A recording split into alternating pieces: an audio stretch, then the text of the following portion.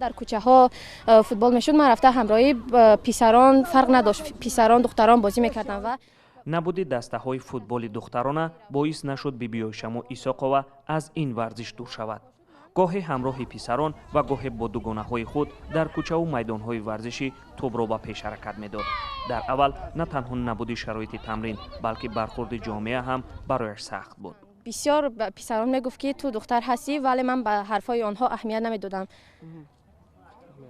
خب چی میگفتن مثلا چی ها میگفتن؟ میگفتن که دختر چی و بازیش چی. خب امروز که در فوتبال اومدی عموما خانواده چی میگن؟ خانواده هم اجازه میدهند راضی هستن که من در همین فوتبال به ورزش فوتبال مشغول شوم. ایساقова حالا یکی از اعضای دسته فوتبال دخترانه روشن شهری کلاب است. این دسته نیم سال پیش به فعالیت شروع کرد و 24 اعضا دارد. برخی بازیگران این دسته فوتبال را در آینه نیلگون و میدان‌های خرد فوتبال دیده بودند. برخی هم باور نداشتند که روز در میدان بزرگ بازی میکنند. برعکس همه این دختران حسنورای سیحامیدین سابقه ورزشی دارد.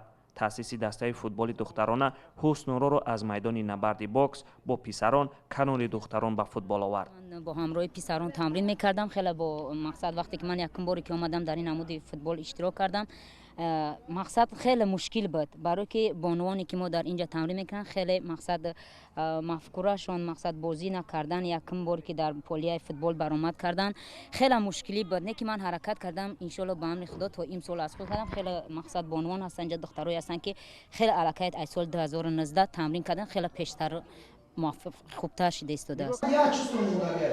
مربیان دسته میگویند در اول مخالفت‌های جامعه و کمبودی‌های مالیوی وجود داشت ولی در نیم سال چند زینه بالا رفته است. خیلی کمبودی و بهبودی را برطرف کردیم. حالا تو بازی توری 17 هم ما در زینه ششم جا جایگیر هستیم. سرمربی دسته فوتبال دخترانه روشن میگوید که در اول با تعداد 18 نفر دسته را تأسیس دادند اما با گذشت وقت حالا دسته نورسان نیز آماده شده است. ساکنان نیز الکی با کسب انتخاب کرده دخترانشان رضایت میدهند.